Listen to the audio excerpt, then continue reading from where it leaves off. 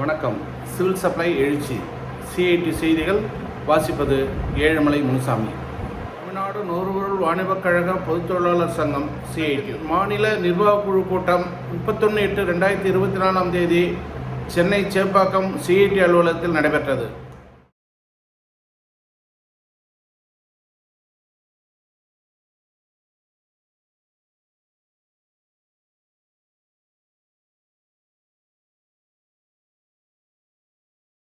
கூட்டத்தில் இடைக்கால பரிசீலனையும் நடைபெற்ற பணிகள் குறித்தும் விவாதிக்கப்பட்டது. பணியாளர்களை பணி நிரந்தரம் செய்ய கோரி ஜூலை 30 சென்னை ராஜரத்னம் ஸ்டேடியத்தில் பெருந்திரள் உண்ணாவிரத போராட்டம் நடைபெற்றது.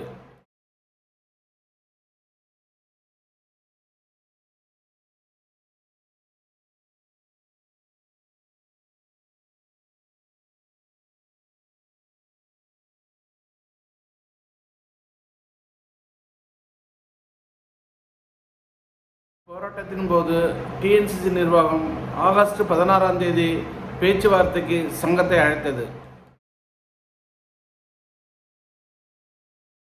அதன் அடிப்படையில் 16/8/2024 டிஎன்சிசி நிர்வாகம் சிஐடி சங்கத்தை பேச்சுவார்த்தைக்கு அழைத்தது. பேச்சுவார்த்தையின் போது சங்கம் முன்வைத்த 8 அம்ச கோரிக்கைகளை நிறைவேற்றி தருவதாகவும் கால அவகாசம் வழங்க இயலாது எனவும் தெரிவித்தனர். நடைபெற்று 30 நாட்கள் முடிந்த நிலையிலும் பேச்சுவார்த்தை நடைபெற்று 15 நாட்கள் ஆன நிலையிலும் நிர்வாகம் சங்கத்துக்கு கடிதம் ஏதும் முன்னேற்றம் குறித்து வழங்கப்படவில்லை. அடுத்த கட்ட போராட்டமாக நவம்பர் மாதம் கோட்டையை நோக்கி மிகப்பெரிய பேரணி இயக்கம் நடத்துவதும், அக்டோபர் மாதம் 25, 26 தேதிகளில் அனைத்து மண்டலங்களிலும் ஒரே நேரத்தில் விளக்க வாயிற்கட்டம் நடத்துவது எனவும் முடிவு செய்யப்பட்டுள்ளது. இது தொடர்பாக சங்கத்தின் பொதுச் செயலாளர் ஆர். புவனேஸ்வரன் அவர்களை விசாரித்த போது அவர் கீழ்கண்டவாறு பதில் உரைத்தார். அன்பார்ந்த தோழர்களே, 30/7/2024 அன்று சென்னையில் நடந்த மாபெரும் உண்ணாவிரத போராட்டத்திற்கு பின்பு 16/8/2024 அன்று நிர்வாக இயக்குனர் அவர்களை சந்தித்து 8 அம்ச கோரிக்கைகள் தொடர்பாக நடத்திய பேச்சுவார்த்தையும் 24/8/2024 அன்று பொது மேலாளர் நிர்வாகம் அவர்களை நிர்வாக இயக்குனர் அவர்களை சந்தித்து கொடுத்த கோரிக்கைகளுடைய தொடர் விளைவுகள் பற்றி கேட்டதன் அடிப்படையிலையும் பருவகால பணியாளர்களுடைய பணி நிரந்தரம் மற்றும் அது 8 அம்ச கோரிக்கைகள் தொடர்பான முன்னேற்றம் தொடர்பான அடுத்த கட்ட பரிசீலனைக்காக 31/8/2020 அன்று சங்கத்துடைய மாநில நிர்வாகிகள் குழு கூட்டம் சென்னை சிஐடி அலுவலகத்தில் நடைபெற்றது. இந்த கூட்டத்தில் மண்டலங்களில் மண்டலத்துடைய செயல்பாடுகள் அபிவிருத்தி மேற்கொள்வது தொடர்பானையும் மண்டலங்களில் சுயேட்சையான இயக்கங்களை மேற்கொள்வது என்ற அடிப்படையில் பல்வேறு விஷயங்களை பரிசீலனைக்கு எடுத்துக்கொள்ளப்பட்டது. அப்படி பரிசீலனைக்கு எடுத்துக்கொள்ளும் போது நுகர்வோர் வாணிப கழகத்தில் இருக்கக்கூடிய அந்த பல்வேறு பிரச்சனைகள் இன்று வரைக்கும் நிர்வாகம் எந்த விதமான தீர்வு காணாமல் அந்த கோரிக்கைகளை கிடப்பில் போடுவதும், அந்த கோரிக்கைகளுக்கு முக்கியத்துவம் கொடுக்காமல்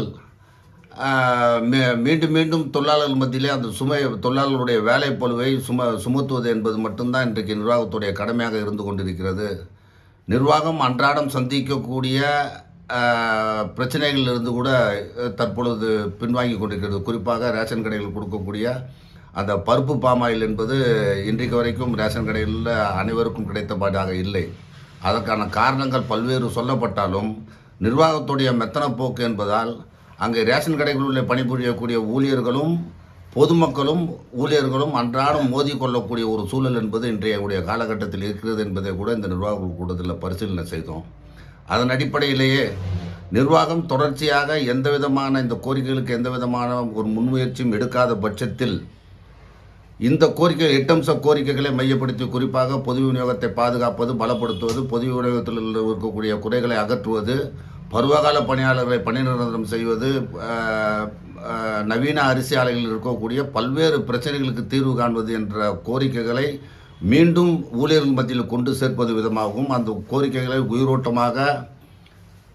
உயிரோட்டமாக கொண்டு செல்வதற்காக வருகின்ற 26/9/2024 அன்று அனைத்து மண்டலங்களிலும் ஆர்ப்பாட்டம் நடத்துவது. அந்த ஆர்ப்பாட்டம் என்பது நவம்பர் மாதம் இந்த கோரிக்கைகளுக்காக கோட்டை நோக்கி பேரணி என்ற மிகப்பெரிய ஏற்பாடுடன் அந்த கோட்டை நோக்கி பேரணி என்பதை மிகப்பெரிய அளவுக்கு வெற்றியடைய செய்யப்பட வேண்டும். எப்படி 30/7/2024 அன்று சென்னையில் நடைபெற்ற அந்த உண்ணாவிரத போராட்டத்தை மாபெரும் இயக்கமாக, மாபெரும் அந்த கோரிக்கை இயக்கமாக வெற்றி பெற செய்தோமோ, அதே போன்று நவம்பர் மாதம் நடைபெறக்கூடிய கோட்டை நோக்கியான பேரணியை மிகப்பெரிய அளவுக்கு வெற்றிகரமாக செய்வதற்கு அந்த ஊழியர்கள் மத்தியிலே இந்த கோரிக்கையை மீண்டும் எடுத்து சொல்வதற்கான ஒரு வாய்ப்பாக 26/9/2024 அன்று எல்லா மண்டலங்களிலுமே அந்த கண்டன ஆர்ப்பாட்டங்களும் கோரிக்கை விளக்க ஆர்ப்பாட்டங்களும் நடைபெற இருக்கின்ற சூழலில் நாம் நம்மளுடைய கோரிக்கைகளை வெற்றி பெறுவதற்கு அரசுடைய ஆதரவை பெறுவதற்கு பதிலாக